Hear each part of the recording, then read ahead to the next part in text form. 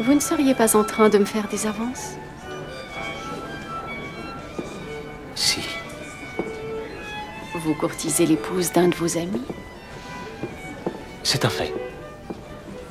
Un ami qui vous accueille chez lui et qui vous a aidé plus d'une fois? C'est un fait. Et alors, ne trouvez-vous pas cela abject?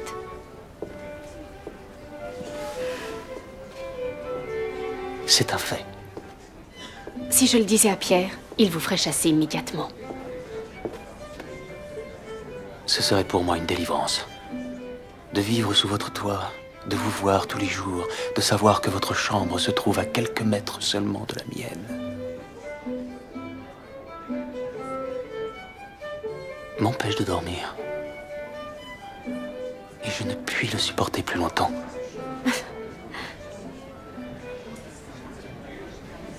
Vous ne pensez tout de même pas que je vais croire un seul mot de tout ça, cher capitaine Dolokhov?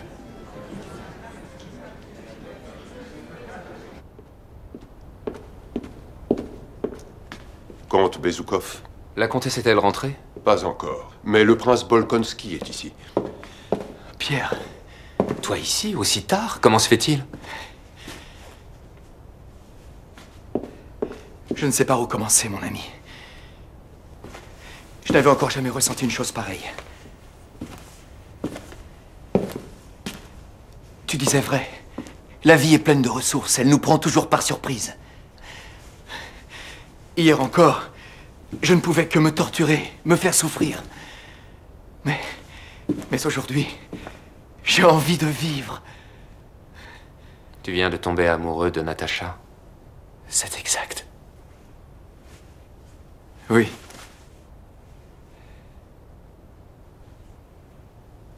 Pourquoi cet air boudeur? Tu ne te réjouis pas pour moi? Oh, si, évidemment. Natacha et toi êtes les deux personnes auxquelles je tiens le plus. Mais elle, m'aime-t-elle? Elle est si jeune. Elle t'aime, j'en suis sûr. Je te connais depuis toujours. Je ne t'avais jamais vu exprimer si librement tes sentiments comme tu le fais là. Tu es un autre homme, André. C'est vrai. Oui. Tellement vrai. Épouse-la, au plus vite. Épouse-la au plus vite et tu seras l'homme le plus heureux du monde. Je veux bien le croire. Mais il y a une chose que je suis obligé de faire avant.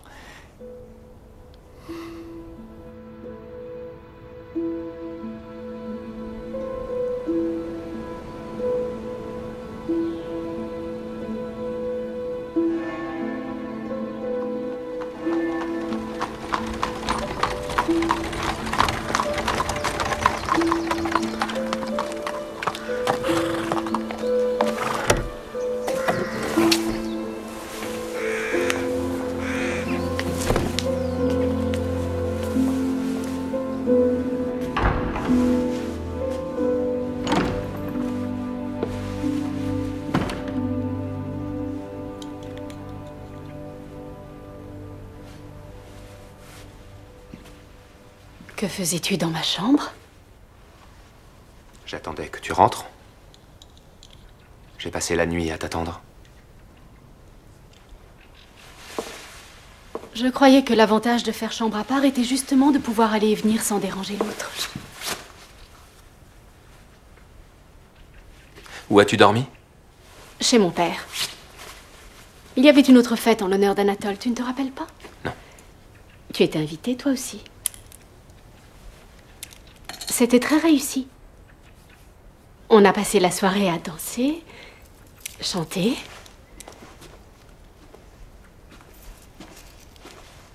Lorsque tu prévoiras de dormir dans une autre demeure que la nôtre, préviens-moi la prochaine fois. Ce n'était pas prévu, Pierre. Tu sais ce que c'est? La fatigue est arrivée sans prévenir dans la soirée et je n'ai plus eu le courage de bouger. J'ai dû dormir sur un canapé. Anatole était là, rassure-toi. Anatole. Si tu permets, je suis morte de fatigue. Je voudrais réussir à dormir un peu.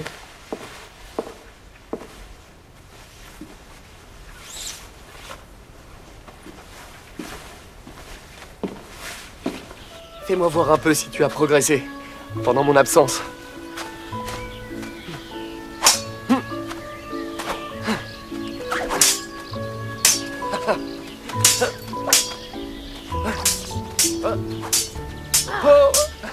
Pétia devrait étudier au lieu de faire de l'escrime. Qu'il prenne un peu de bon temps avec son grand frère. Il attendait son retour à la maison avec une telle impatience. Regardez-les. C'est tout ce que tu sais faire? Non! Regarde! Oh mon Dieu, je suis désolée. Je suis désolée. Non, non, non, non. Nicolas! Non, tu n'as pas à être désolé, petit frère. Cela prouve que tu as fait tout ce qu'il faut pour être soldat. Une jolie attaque. Oh. Je devrais peut-être aller mettre quelque chose là-dessus. Viens. Oh! C'est très profond, on dirait. Ce n'est qu'une petite entaille. Et va donc faire tes devoirs, tu veux bien? Sinon, on va tous se faire tirer les oreilles par maman tout à l'heure. D'accord. Prends soin de lui faire un beau pansement, Sonia. Je veux recroiser le fer avec mon frère avant qu'il parte rejoindre son régiment. Laisse-nous tranquilles. Quand je vais raconter au capitaine Denisov que ton petit frère t'a battu au fleuret, Je te le déconseille. Ou alors, ou alors quoi? tu verras ça.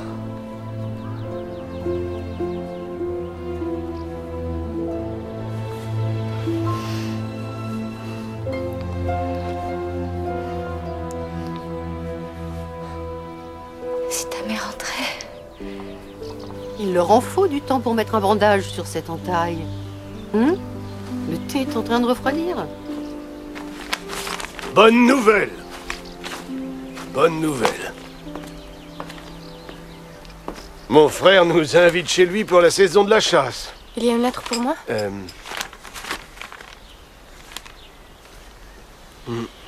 Non, rien pour toi, apparemment. Bon, tant pis.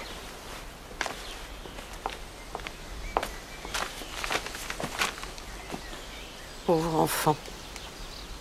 Il ne cesse de penser au prince Bolkonski. Évidemment. Où est-il? Pourquoi ne se manifeste-t-il pas?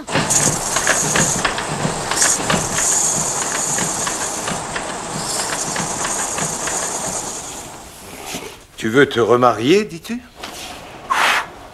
Bien sûr, tu es un adulte. C'est à toi d'en décider. Malgré cela, j'estime de mon devoir de vous demander votre bénédiction. Tu es un bon fils. Et c'est en père consciencieux que je vais te donner mon avis. J'ai considéré aussi bien les avantages que les inconvénients de la chose, et il faut dire ce qui est. Eh bien, nous n'aurions pas là un des mariages des plus reluisants. La famille n'a pas de fortune ni de prestige. Ajoute à cela le fait que tu n'aies plus de prime jeunesse. Et pour finir, tu as un jeune fils. Et j'imagine assez mal cette demoiselle Rostov se charger de veiller sur un enfant pour la bonne et simple raison qu'elle est une enfant. J'ai aussi envisagé tous ces aspects. Mais aucun ne semble constituer un véritable obstacle. Fort bien. Tu es seul juge. Il y a néanmoins une ultime raison qui fait que ton projet de mariage tombe de manière inopportune, dirons-nous. Je t'ai obtenu une affectation, un poste de haut commandement des forces russes à la frontière polonaise. Vous dites? Le tsar en personne a approuvé cette promotion. Et c'est là un immense honneur pour toi. Et un immense honneur pour notre famille. Peut-être, oui. Mais après avoir vécu à Austerlitz, je dois reconnaître que la vie militaire m'enthousiasme bien moins qu'avant.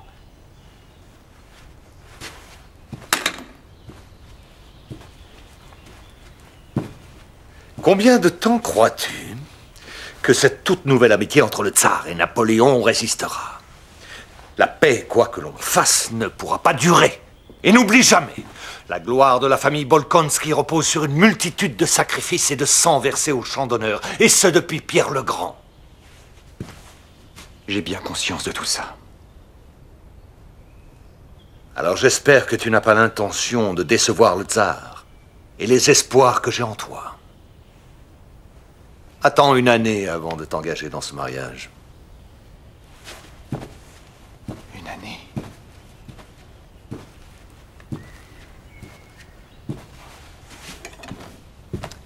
Si cette passion, ou cet engouement, enfin appelle ça comme tu voudras, s'avère, comme tu le dis, être de l'amour, cela n'aura aucun mal à survivre à une malheureuse année.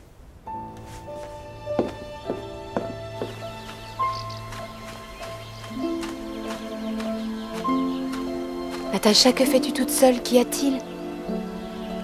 C'est à cause du prince Bolkonsky? Sois gentille, ne m'en parle plus jamais.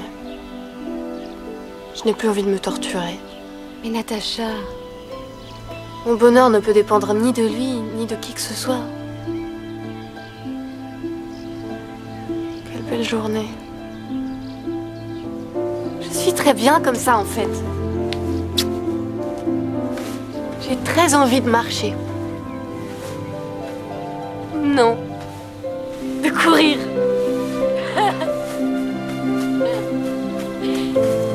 Viens! Viens avec moi!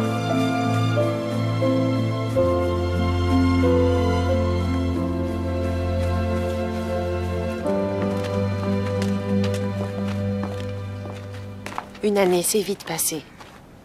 C'est interminable. Pour notre père, la Pologne n'est qu'une excuse.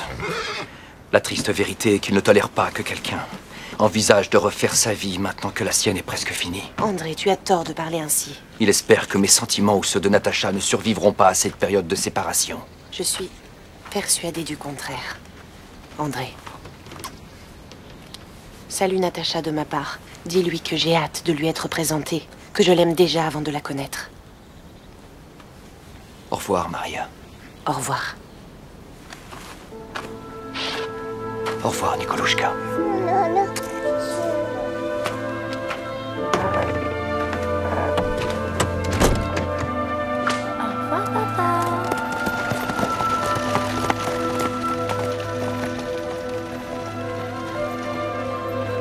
Alors, mon lapin, tu auras bientôt une nouvelle maman. Tu n'auras plus besoin de ta tante Maria bientôt. Rentrons. Eh bien, as-tu appris la bonne nouvelle? Ton frère peut commencer à prier pour que ma mort arrive, ce qui ne devrait pas être long. Ce jour-là seulement, il pourra se marier avec elle. André vous est bien trop profondément attaché pour vous souhaiter autre chose que la plus longue des vies, père. Je vois d'ici quelle fabuleuse belle-mère ferait cette fille pour notre pauvre Nikolushka. Et moi, sais-tu ce que je vais faire à mon tour? Je vais épouser mademoiselle Bourrienne. Ainsi ton frère aura lui aussi une belle-mère. C'est une excellente idée. À bien y penser, la chose me semble s'imposer d'elle-même. Voilà, je vais épouser mademoiselle Bourrienne.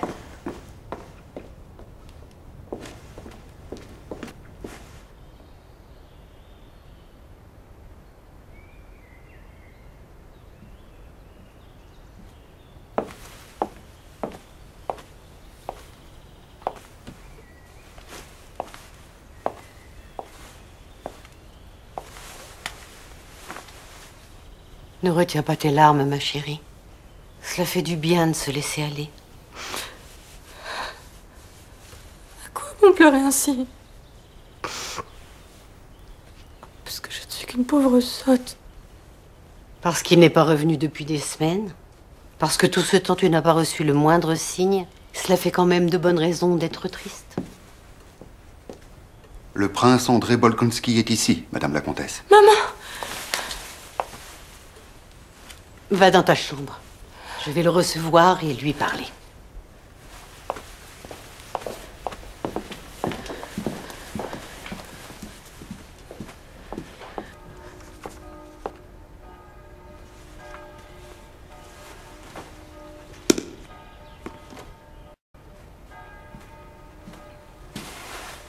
Qu'est-ce qui t'arrive?